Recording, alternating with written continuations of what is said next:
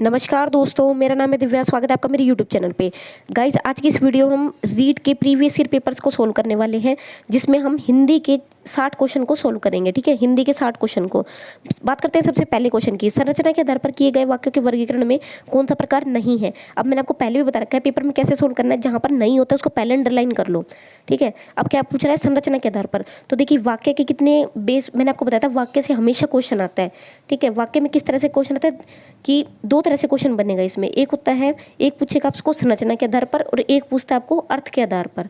ठीक है, संरचना पे पूछेगा या अर्थ पे पूछेगा। तो आपको ध्यान रखना है संरचना के आधार पर कितने भेद होते हैं, ठीक है, और अर्थ के आधार पर कितने भेद होते हैं। तो इसकी ट्रिक मैं आपको बता दूं कि जब आपको अर्थ के आधार पर पूछा जाता है, ठीक है, जब पूछा जाएगा आपसे अर्थ के आधार पर, तो ध्यान रखना है अर्थ का ए हो जाता है और 8 का ए हो जाता है। इस तरह से आपको ट्रिक मैंने बताई हुई है।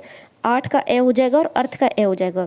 यानी अर्थ के आधार पर कितने भेद हो गए, 8 भेद होते हैं। और रचना के आधार पर कितने बच गए, 3 भेद होते हैं। ठीक है, इस तरह से ध्यान रखना है। रचना पर 3 होते हैं और अर्थ पर 8। तो यहाँ पर क्या पूछा है, संरचना के आधार पर, या कह सकते हैं रचना के आधार पर। तो 3 भेद होते हैं, सरल होता है, मिश्र होता है, संयुक्त होता है। कौन सा नहीं होता, आज्ञार्थक नहीं होता।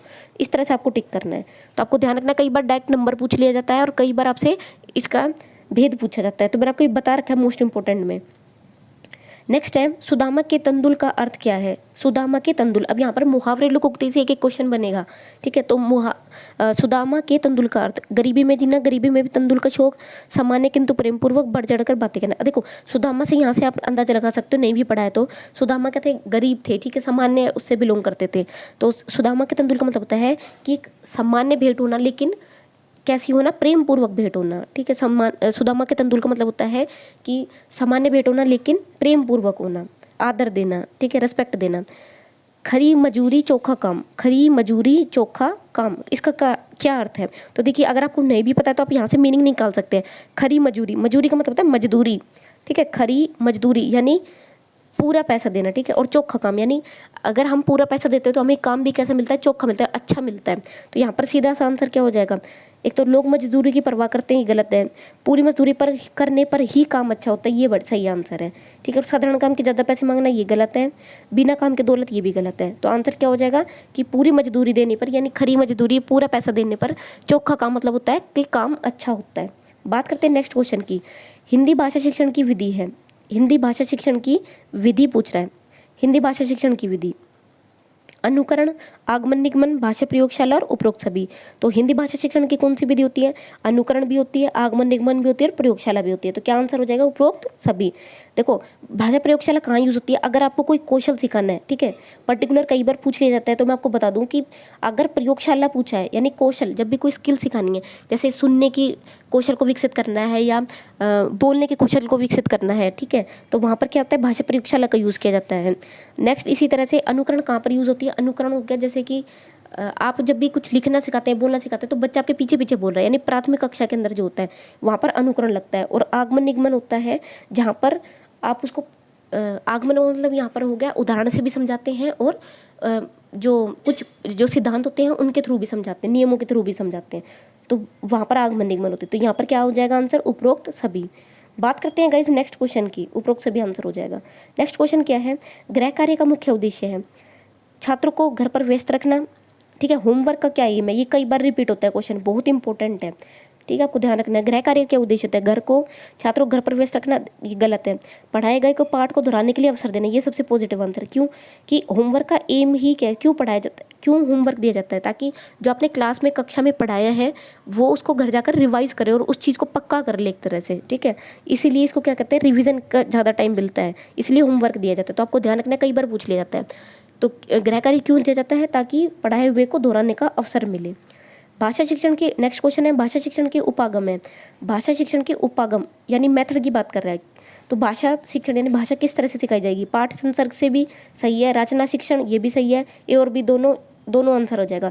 क्योंकि रचना शिक्षण तो हम पढ़ ही चुके हैं कि भाषा शिक्षण में रचना शिक्षण तो है ही है और पाठ संसर्ग भी होता है। तो दोनों आंसर हो जाएगा इसका। बात करते हैं नेक्स्ट क्वेश्चन की, छात्रों के शब्द भंडार में वृद्धि करने का उपाय है। किस में वृद्धि करना है, शब्द भंडार में। ठीक है, शब्द भंडार में वृद्धि करना है। तो शब्दकोश का यूज़ ये भी सही है, क्योंकि देखो डिक्शनरी से पढ़ेगा, शब्दकोश से पढ़ेगा तो नए नए शब्द सीखेगा। ठीक है, नेक्स्ट, स्वाध्याय की प्रवृत्ति, ये तो सबसे पॉजिटिव आंसर है ही है कि स्वाध्याय तो होना ही चाहिए, यानी खुद पढ़ने की अगर उसके अंदर लगन होगी, इच्छा होगी तो वो नए शब्द सीखेगा। शिक्षक द्वारा अच्छे और नए शब्दों का यूज़, ये भी बिल्कुल सही है, क्योंकि अगर टीचर नए नए शब्दों का यूज़ करता है तो बच्चे के अंदर भी इच्छा होती है नए नए शब्दों को जानने की। तो यहाँ पर क्या आंसर हो जाएगा, उपरोक्त सभी। बात करते हैं नेक्स्ट क्वेश्चन की, आगमन विधि के रूपों की संख्या है, किसकी पूछ रहा है, आगमन विधि के रूपों की संख्या। तो क्या हो जाएगा, आगमन विधि के रूपों की संख्या। तो आगमन विधि, अब देखो आगमन विधि मैंने आपको बताया था उस दिन, आगमन विधि जब मैंने आपको रिवाइज कराया था तो मैंने 2 वीडियो में कंप्लीट आपको जो है हिंदी शिक्षण विधियाँ जो है वो याद, ये रिवाइज करा दी थी, ठीक है। हिंदी शिक्षण विधि क्विक रिवीजन कराया था, 2 वीडियो है, नहीं देखियो तो आप देख लेना। एक में मैंने गद्य पद्य शिक्षण करा रखा है और एक में मैंने व्याकरण शिक्षण करा रखा है। तो आगमन, इसी में बताया था मैंने आपको आगमन विधि। आगमन विधि के कितने रूप होते हैं, 2 रूप होते हैं। और इसी तरह से निगमन के भी कितने रूप होते हैं, तो निगमन के भी 2 रूप होते हैं। कौन से, एक तो कंठस्थ होता है और एक पाठ्यपुस्तक। कई बार पाठ्यपुस्तक से भी क्वेश्चन आ जाता है कि पाठ्यपुस्तक किसका रूप है, पाठ्यपुस्तक विधि। तो पाठ्यपुस्तक किसका रूप है, निगमन का। तो ये ध्यान रखना, कई बार रिपीट होते हैं क्वेश्चन, किसका रूप है, निगमन का एक रूप है, ठीक है। बात करते हैं नेक्स्ट क्वेश्चन, तो आगमन के भी कितने, 2, निगमन के भी कितने होते हैं, 2। शिक्षण कौशल का यूज किया जाता है, उपयोग किया जाता है। शिक्षण कौशल का कक्षा के अंदर, कक्षा के बाहर, ए और बी दोनों। देखो कक्षा के अंदर तो होता ही होता है, कोई भी चीज़ अगर लिसनिंग स्पीकिंग मतलब बोलना पढ़ना सिखाएंगे तो उसका क्या है, उसका यूज़ तो होगा ही कक्षा के अंदर, और कक्षा के बाहर भी होता है। जैसे अब मान लो वाद विवाद प्रतियोगिता है तो वो कक्षा के बाहर ही हो रही है, ठीक है। आप कहीं भी प्रतियोगिता कर रहे हैं, कोई भाषण प्रतियोगिता में पार्टिसिपेट कर रहे हैं तो वहाँ वाचन कौशल का यूज़ कर रहे हैं, तो वो भी क्या है, कक्षा के बाहर। तो अंदर और बाहर दोनों आंसर हो जाएगा। इस तरह से अगर आपको इसी क्वेश्चन को नहीं आता है तो आप अपना प्रैक्टिकल लाइफ से जोड़कर भी इन क्वेश्चन को सोल्व कर सकते हैं। बात करते हैं गाइज, लिखित अभिव्यक्ति का साधन नहीं है, लिखित अभिव्यक्ति, ठीक है, जिसमें हम लिख कर एक्सप्रेस कर रहे हैं। तो पत्र लेखन तो होता ही है, निबंध लेखन भी है, निबंध लेखन के थ्रू भी हम एक्सप्रेस करते हैं, नाट्य लेखन भी होता है। वाद विवाद क्या है, लिखित नहीं है, वाद विवाद कैसी अभिव्यक्ति है, मौखिक है। तो इस तरह से आपको ध्यान रखना है कि कौन किसका पार्ट है। तो वाद विवाद किसका पार्ट है, मौखिक का पार्ट है, क्योंकि यहाँ पर हम असामान्य बोलचाल में मतलब बातचीत करते हुए प्रतियोगिता करते हैं, ठीक है, लिखित का नहीं है।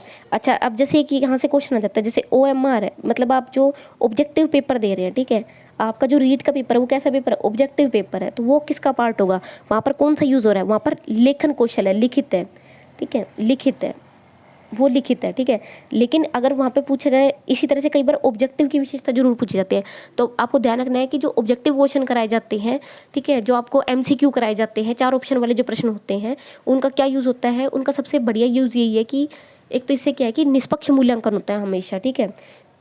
चाहे कोई भी उसका आंसर चेक करे, चाहे कोई भी आपके आंसर शीट को चेक करेगा तो उतने ही नंबर आएंगे, ठीक है। इसमें कोई भी ऐसा नहीं है कि किसी क्वेश्चन में आपको 4 नंबर मिले, आपके साथ वाले को 5 नंबर मिले, तो इस तरह की चीज़ें नहीं होती है।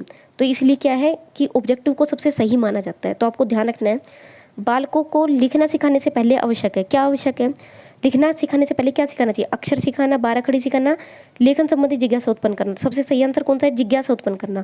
यहाँ पर चाहे लिखना हो, पढ़ना हो, बोलना हो, कुछ भी है, अगर कोई भी चीज़ आपको सिखानी है तो उसके लिए सबसे ज़्यादा जरूरी होता है, फर्स्ट स्टेप होता है जिज्ञासा उत्पन्न करना, ठीक है। बात करते हैं नेक्स्ट क्वेश्चन की, प्रिंट मीडिया में सम्मिलित नहीं किया जा सकता, समाचार पत्र, पत्रिकाएं, नाटक लेखन और पाठ्यपुस्तक। यहाँ पर क्या कह रहा है, प्रिंट मीडिया, ठीक है, किसकी बात कर रहा है ये, प्रिंट मीडिया की बात कर रहा है, प्रिंट मीडिया।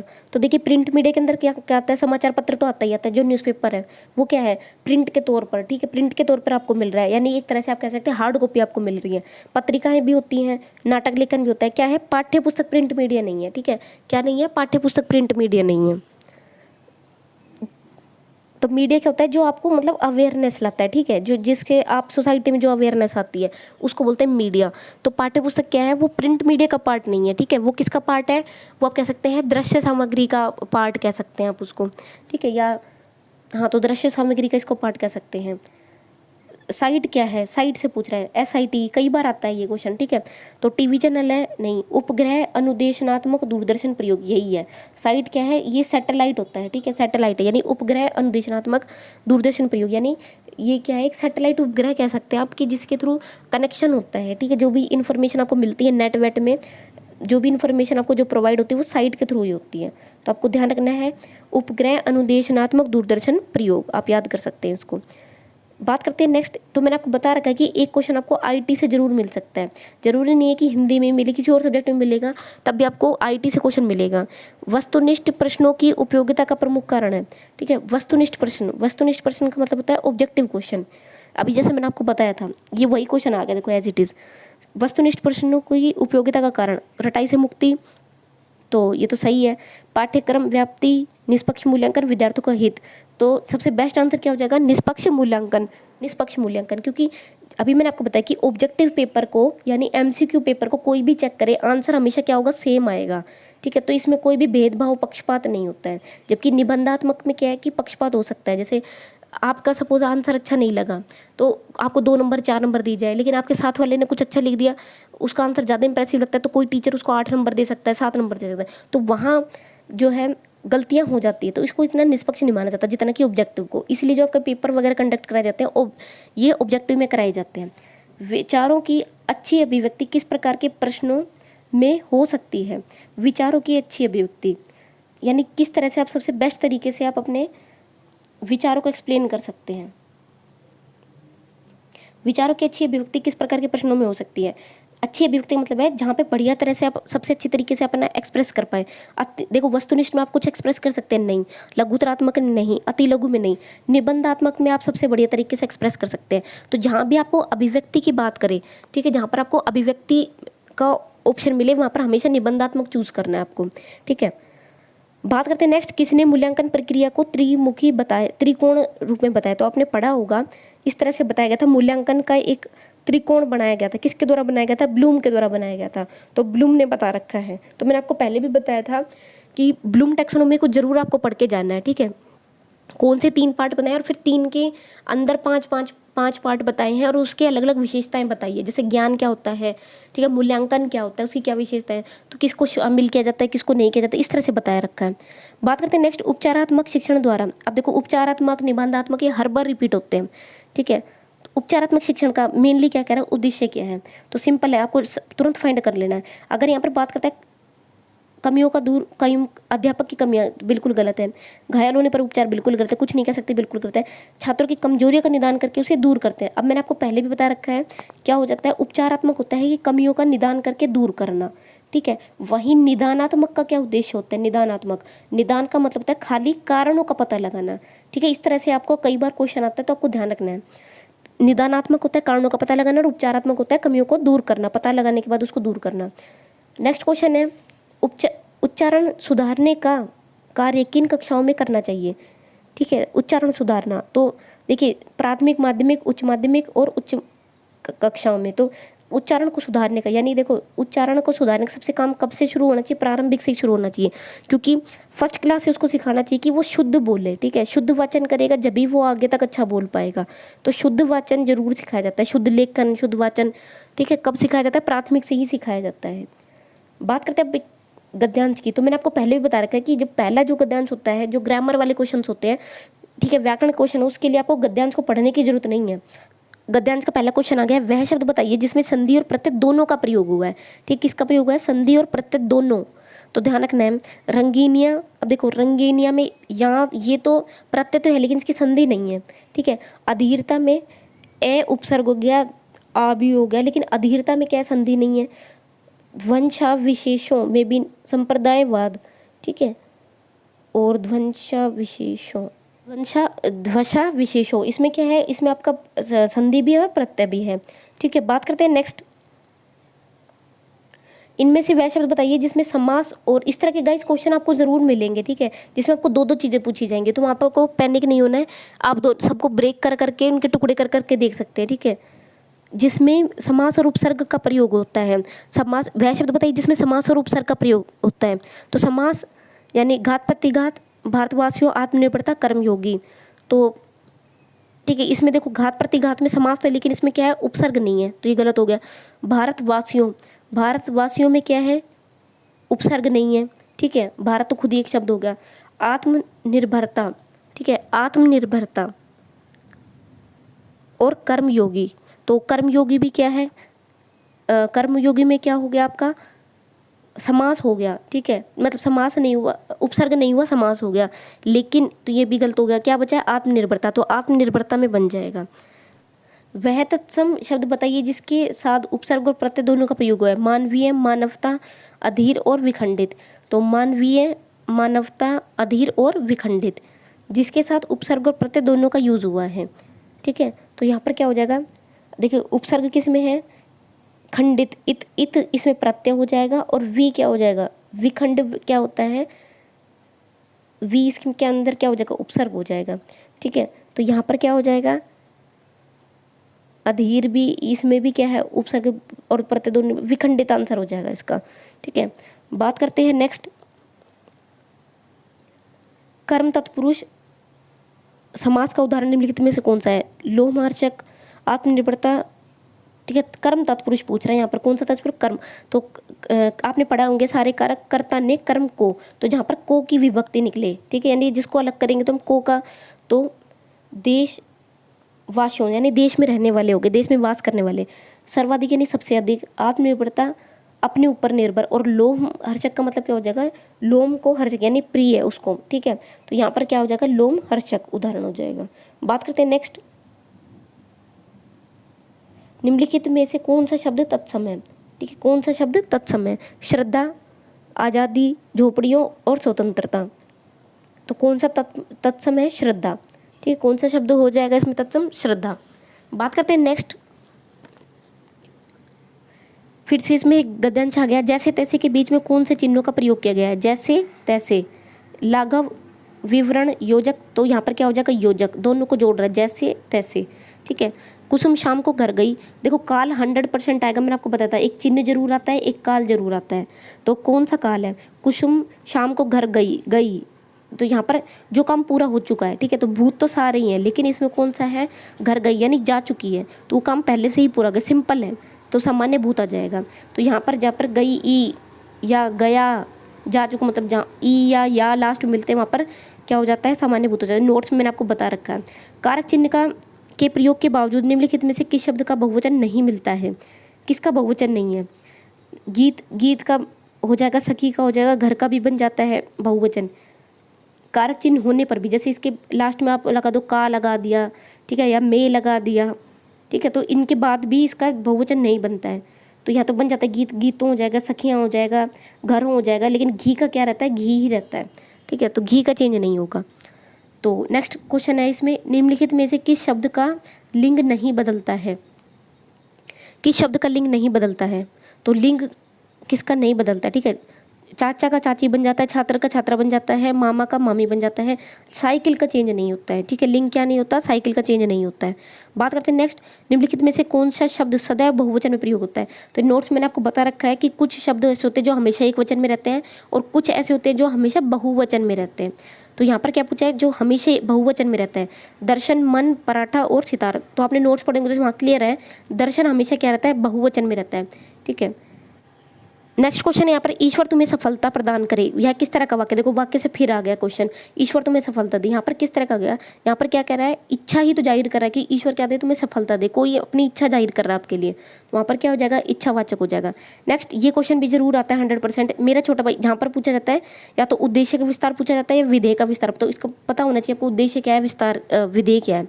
ठीक है। तो यहाँ पर क्या बात करें, विधेय का विस्तार पूछ रहा है। तो मेरा छोटा भाई देखो, अब यहाँ पर थोड़ा सा पढ़ लेते, समझ लेते हैं। प्रशांत क्या है यहाँ पर, प्रशांत क्या है यहाँ पर, कर्ता है। ठीक है। क्रिया मतलब कर्ता कौन है, प्रशांत है। तो यानी ये जो कर्ता होता है वही क्या होता है, हमारा उद्देश्य। ठीक है। तो और उद्देश्य के बारे में जो बताता है वो उद्देश्य का विस्तार होता है। तो प्रशांत का विस्तार कौन कर रहा है, मेरा छोटा भाई। तो ये तो क्या हो गया, उद्देश्य का विस्तार है। ठीक है। उद्देश्य का विस्तार है। यहाँ पर क्या पूछ रहा है आपसे, विधेय का विस्तार पूछ रहा है। तो विधेय कौन सा हो गया, धार्मिक पुस्तकें अधिक पढ़ता है। ठीक है। पुस्तकें अधिक पढ़ता है, तो पढ़ना तो क्रिया हो गई, तो पुस्तकें अधिक क्या हो गया, विधेय का विस्तार हो गया। ठीक है। पुस्तकें, धार्मिक पुस्तकें अधिक, ये क्या हो गया, विधेय का विस्तार हो गया। बात करते हैं नेक्स्ट क्वेश्चन की। तो यहाँ पर ये 30 क्वेश्चन आपके कंप्लीट हो गए। बात करेंगे हम नेक्स्ट 30 क्वेश्चन की। बात करते हैं नेक्स्ट क्वेश्चन की, इनमें से सार्वजनिक विशेषण किसमें है। ठीक है। आई थिंक ये सार्वजनिक नहीं, ये सार्वनामिक है। ठीक है। यहाँ पे इसको हटा देंगे हम, सार्वनामिक विशेषण की बात कर रहे हैं, सार्वनामिक विशेषण। गांधी जी, ये शायद मुझसे कहीं टाइप करने में मिस्टेक हो गई होगी। तो ये सार्वनामिक विशेषण की बात कर रहा है। गांधी जी ने इनके खिलाफ संघर्ष किया। इस पार्श्विक, तो गांधी जी, तो यहाँ पर क्या हो गया, यहाँ पर तो संज्ञा ही आ गई, ठीक है। गांधी जी का नाम अगर तो यहाँ तो संज्ञा आ गई। तो सार्वनामिक विशेषण का मतलब है कि जो सर्वनाम से सर्वनाम की विशेषता बताता है। तो गांधी जी तो संज्ञा हो गया, ठीक है। इसके अनुसार अहिंसा, अहिंसा भी क्या हो गई, संज्ञा हो गई। वे अत्यंत विनीत थे। और इस पार्श्विक दो बचे हमारे पास। तो यहाँ पर किसकी विशेषता बता रहा है, इस पार्श्विक चक्र से मुक्त कराने, ठीक है। यानी किसकी बात कर रहा है, ये पार्श्विक चक्र। तो इसकी विशेषता बता रहा है, क्या है ये, इस क्या है, पार्श्विक चक्र। तो यहाँ पर क्या हो जाएगा, सार्वनामिक विशेषण हो जाएगा। कहाँ पर, इस पार्श्विक चक्र वाले में, ठीक है। बात करते हैं नेक्स्ट। इनमें से प्रत्यय से निर्मित शब्द है, ठीक है। प्रत्यय से निर्मित शब्द, धैर्य, खिलाफ, कोशिश और कुछ एक। तो प्रत्यय से निर्मित कौन सा है, ये सीधा सीधा बन गया प्रत्यय से, तो इश बन जाएगा, कोशिश शो बन जाएगा, ठीक है। तो कोशिश आंसर आ जाएगा। नेक्स्ट बात करते हैं, इनमें से कौन सा शब्द संधि का उदाहरण नहीं है, कौन सा शब्द संधि का उदाहरण नहीं है। तो किस में हो जाएगा, संसार, सदाचार, अत्यंत और सामाजिक। किस में संधि नहीं, सीधे से पता है, अत्यंत में भी बनती है अति प्लस अंत वाली, सदाचार में सत प्लस आचार बन जाता है, सम संसार में सम बन जाती है। कौन से में नहीं बनेगी, तो सामाजिक में नहीं बनेगी, ठीक है।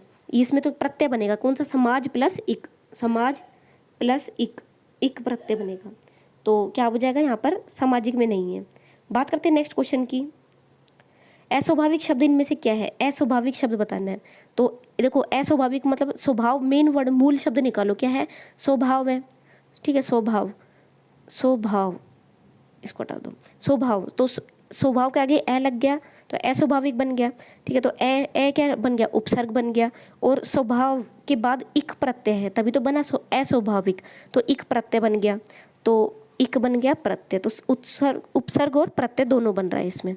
बात करते हैं नेक्स्ट क्वेश्चन की, इनमें से किस में विशेषण का प्रयोग नहीं हुआ है, लाखों लोगों के, अहिंसा की भावना, आर्थिक विषमता। इनमें से किस में विशेषण का यूज नहीं हुआ, यहाँ पर पूछ रहे नहीं हुआ है, ठीक है। तो विशेषण मतलब हो गया जो किसी की विशेषता बता रहा है। तो देखो, आर्थिक विषमता की, तो आर्थिक की विशेषता बता रहा है कि ये अलग अलग है, ठीक है। एक प्रेरणा, ये भी विशेषता बता रहा है। अहिंसा की भावना, लाखों लोगों के, ठीक है। तो किसकी विशेषता बता रहा है ये। बात करते हैं नेक्स्ट क्वेश्चन की, इनमें से कौन सा शब्द स्त्रीलिंग नहीं है, ठीक है। कौन सा शब्द क्या है, स्त्रीलिंग नहीं है पूछा है।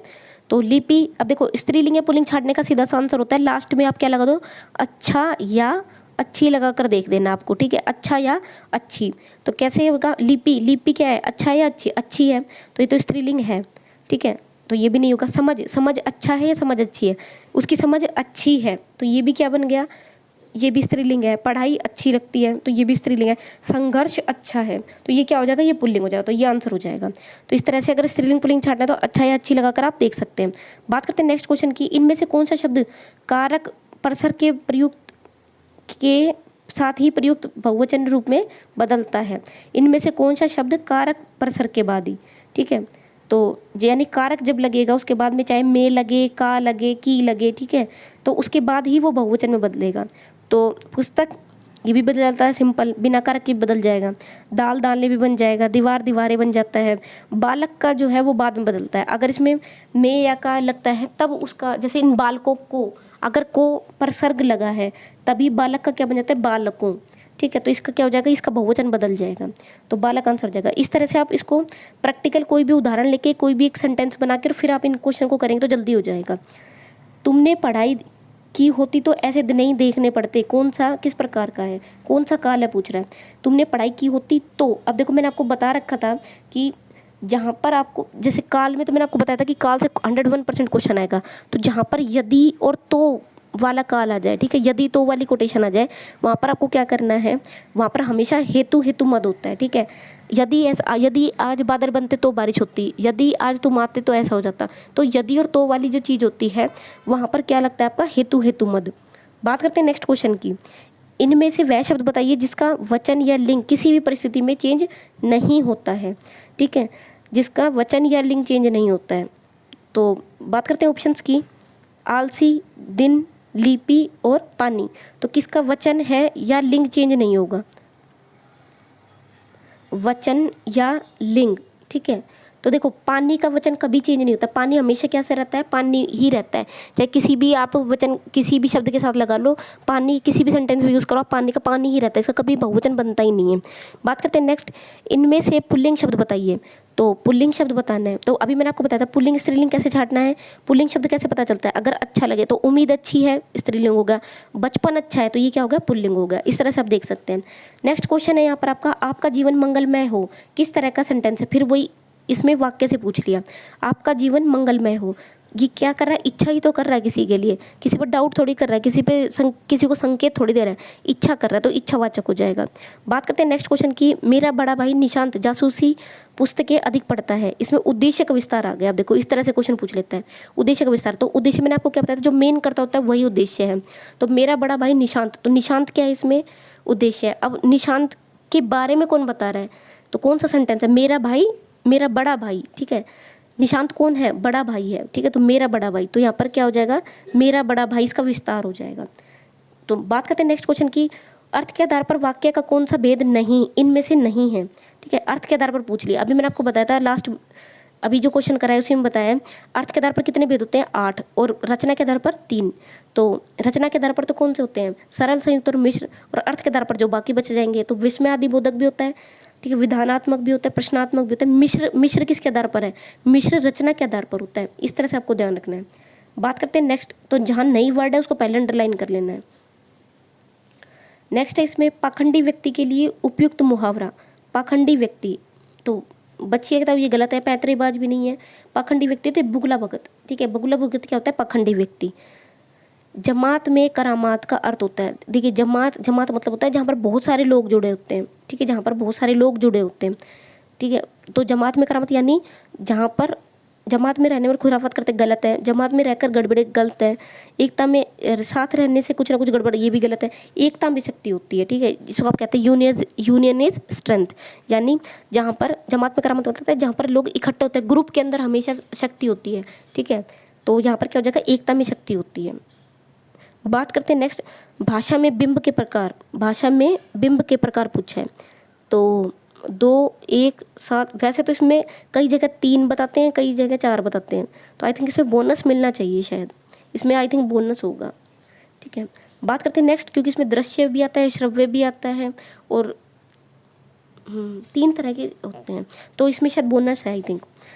बात करते हैं नेक्स्ट, भाषा सीखने का स्वाभाविक और मनोवैज्ञानिक क्रम है।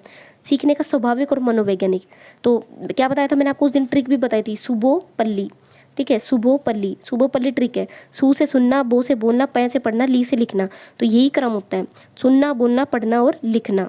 और मोंटेसरी ने क्या बताया था, अगर मोंटेसरी नाम आता है ना, मोंटेसरी, तो मोंटेसरी ने क्या बताया, मोंटेसरी ने थोड़ा अलग बताया था, ठीक है। मोंटेसरी ने क्या बताया था, अलग बताया था। मोंटेसरी ने क्या बताया था, उन्होंने बताया था सुनना, बोलना और फिर लिखना और पढ़ना बताया था। लिखना और पढ़ना उल्टा बताया था, ठीक है। इन्होंने पहले क्या बताया था, लिखना, और फिर बताया था पढ़ना, तो ये आपको ध्यान रखना है। तो इस तरह से आपको देखना, अगर नाम क्लियर आता है मोंटेसरी तब आपको ये करना है, सुनना, बोलना, लिखना और पढ़ना। और अगर यहाँ पर सिंपल पूछा जाता है, तो यहाँ पर सिंपल क्रम पूछा जाता है, तो यहाँ पर हो जाएगा सुबोपल्ली, यानी सुनना, बोलना, पढ़ना, लिखना, तो ये इसका आंसर हो जाएगा। बात करते हैं नेक्स्ट, भाषा शिक्षण के सिद्धांत पूछ रहा है। भाषा शिक्षण के सिद्धांत, प्रेरणा का सिद्धांत भी होता है, क्रिया द्वारा सीखने का भी होता है, जीवन से जोड़ने का, तो उपरोक्त सभी आंसर हो जाएगा। बात करते हैं नेक्स्ट क्वेश्चन की, भाषा दक्षता का विकास किया जा सकता है, यानी कौशल का विकास कैसे किया जाएगा। उच्चारण के माध्यम से, बिल्कुल सही है। लिपि वर्तनी का सही ज्ञान, बिल्कुल सही है। रचना का भी ज्ञान कराकर, सही है। उपरोक्त सभी आंसर हो जाएगा। बात करते हैं नेक्स्ट, रचना शिक्षण के मुख्य रूप। रचना शिक्षण के 5, 2, 3 और 7, तो रचना शिक्षण के कितने रूप होते हैं, मुख्य रूप से अगर शिक्षण की बात कर रहा है तो 2 तरह से होते हैं। एक होता है इसमें बोलना, और एक होता है लिखना, यानी लिख कर, जैसे निबंध हो गया, और इस तरह से बोल कर, यानी कि जैसे नाटक हो गया, ठीक है। तो नाटक वगैरह क्या हो गया, बोलना हो गया, और लिखना में क्या आ जाता है आपका, निबंध वगैरह हो गया, लिखना। तो इस तरह से 2 रूप होते हैं। तो गाइज आई होप आपको ये वीडियो पसंद आई होगी। अगर आपको ये वीडियो पसंद आई तो प्लीज़ लाइक करें, शेयर करें, चैनल को सब्सक्राइब करें। नेक्स्ट वीडियो में हम फिर से 60 क्वेश्चंस के आसपास या 100 क्वेश्चंस के आसपास करेंगे और हर सब्जेक्ट के करेंगे, ठीक है। हिंदी के भी हो गए, तो इस तरह से इंग्लिश के, ईवीएस के, मैथ के, साइंस के, एसएसटी के, सभी के 60 क्वेश्चंस हम करने वाले हैं। तो सीडीपी के मैंने पहले करा भी दिए हैं, और भी हम जितने भी क्वेश्चंस प्रीवियस ईयर पेपर के बच गए हैं सीडीपी के सभी सब्जेक्ट के, उनको हम डेली कवर करते रहेंगे। आज शाम को भी फिर एक वीडियो मिल जाएगी आपको, नेक्स्ट वीडियो, जिसमें कि हम नेक्स्ट सब्जेक्ट के क्वेश्चंस को सोल्व करने वाले हैं। तो गाइज आई होप आपको वीडियो पसंद आई होगी। अगर आपको वीडियो पसंद आई तो प्लीज़ लाइक करें, शेयर करें, चैनल को सब्सक्राइब करें। साथ ही साथ गाइज नोट्स के लिए आप टेलीग्राम को ज्वाइन कर ले, वहाँ पर आपको पीडीएफ और नोट्स वगैरह मिल जाएंगे। तो सभी का लिंक वीडियो के डिस्क्रिप्शन में दिया हुआ है, तो उसको ज़रूर चेकआउट करें। साथ ही साथ टारगेट रीड नाम से प्लेलिस्ट है, उसको भी ज़रूर चेकआउट करें। So thank you so much, bye bye.